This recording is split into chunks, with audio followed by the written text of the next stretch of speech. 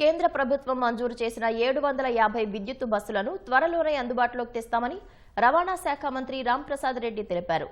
ఈ బస్సుల కోసం అవసరమైన ఛార్జింగ్ స్టేషన్లు వంటి మౌలిక వసతుల కల్పనపై దృష్టి సారించామన్నారు. విజయవాడ బస్ భవన్లో ఆర్టీసీ అధికారులతో ఆయన ఉన్నత స్థాయి సమీక్ష నిర్వహించారు. అనంతరం ఆధునీకరించిన కార్గో స్టేషన్ను ఆర్టీసీ ఎండీ ద్వారకా తిరుమలరావుతో కలిసి ప్రారంభించారు.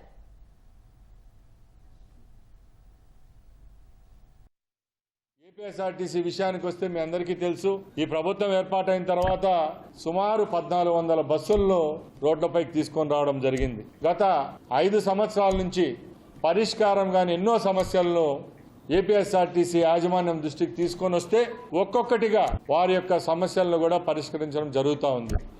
ఏపీఎస్ఆర్టీసీ ఇప్పుడు సరైన గాడిలో ఉంది. అలాగే మా ముఖ్యమంత్రి గారి యొక్క లక్ష్యం కూడా ఒకటే, భారతదేశంలో ఏ రాష్ట్రం ప్రవేశపెట్టని విధంగా మన రాష్ట్రంలో ఎలక్ట్రిక్ బస్సులను తీసుకొని వస్తాం. ముఖ్యంగా కార్గో సర్వీస్ ఏదైతే కొరియర్ సర్వీస్ ఉంటుందో ప్రైవేట్ సంస్థలతో ధీటుగా ఈరోజు 200 కోట్ల రెవెన్యూను గడ్డించిన కొరియర్ సంస్థగా ఈరోజు ఏపీఎస్ఆర్టీసీ ముందుకెళ్ళిందంటే దీంతో పాటు పనిచేసిన ప్రతి ఒక్కరికి మరొకసారి ధన్యవాదాలు తెలియజేసుకుంటున్నా. అలాగే రేపు రాబోయే కాలంలో తప్పకుండా ఏపీఎస్ఆర్టీసీ అన్ని విధాల ధీటుగా ముందుకెళ్తుంది.